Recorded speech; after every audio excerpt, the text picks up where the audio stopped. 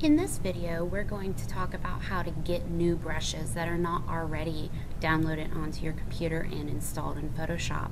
We'll then unzip them, much like with a font, and go to Photoshop to install them. Where I am now is at a website called Brusheezy, BRUSHEEZY.com. We'll provide you a link in the quest. Make sure that when you're looking at brushes that you're paying attention and finding free brushes and that you are following all of the copyright laws with the brushes. When you're on Brusheezy, you can see that there are definitely featured brushes that are right here on top, and then you can also search. When you search, I'm going to search for a turkey since we are right around Thanksgiving. And when I search for a turkey, don't get confused by all of the different things that pop up. You notice all these at the top here say sponsored. That typically means they are not free. If you even read at the top here, it says displaying 3 free brushes matching turkey and 18 premium results. The premium results require you to pay. If you're wanting to pay, that's one thing, but we are not requiring you to pay for any brushes. As a matter of fact, I'm encouraging you to use the free brushes. When I go on down, these are all not paid for. They don't have a little banner on them or anything like that. So I'm going to go ahead and click on this one that looks like a fun creative brush. And in this brush, it tells you there's a preview, there's a 20 brush set that you could actually go and purchase later. However, you're going to get the 5 preview ones with this set. You hit free download. When that happens, this little pop-up a lot of the time comes up. Just ignore it. It tells you it'll download in a few seconds, and then the brush downloads. You can close that out. If you're looking for multiple brushes at one time, that's fine. What you want to do now is, just like with the fonts, down in this bottom left-hand corner, click in Show in Folder. Since this is a zipped file, we must unzip it. So you must right-click, Extract All, put brushes in your folders. Brushes can easily get deleted out of the brush menu in Photoshop. So you need to make sure that you are saving brushes in your folder where they are easily accessible in case the next person sitting at your computer resets everything and they disappear. Does not mean they disappeared off of your computer, it's just they disappeared out of Photoshop and you must reload them.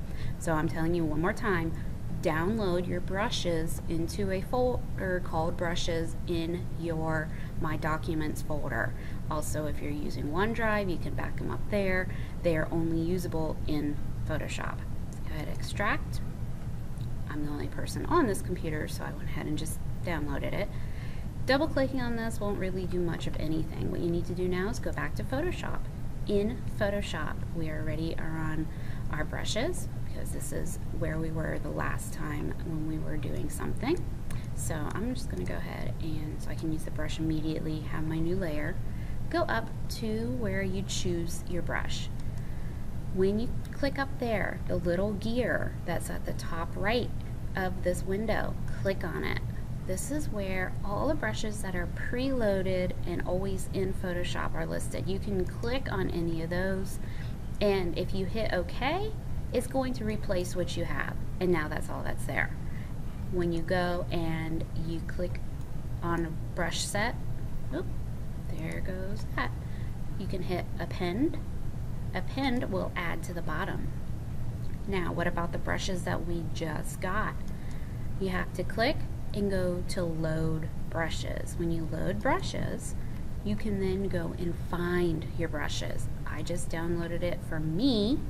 It's in the Downloads folder.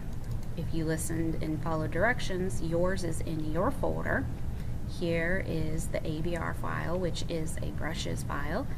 You can double click on it and it added it to the bottom. And here are those samples that we got.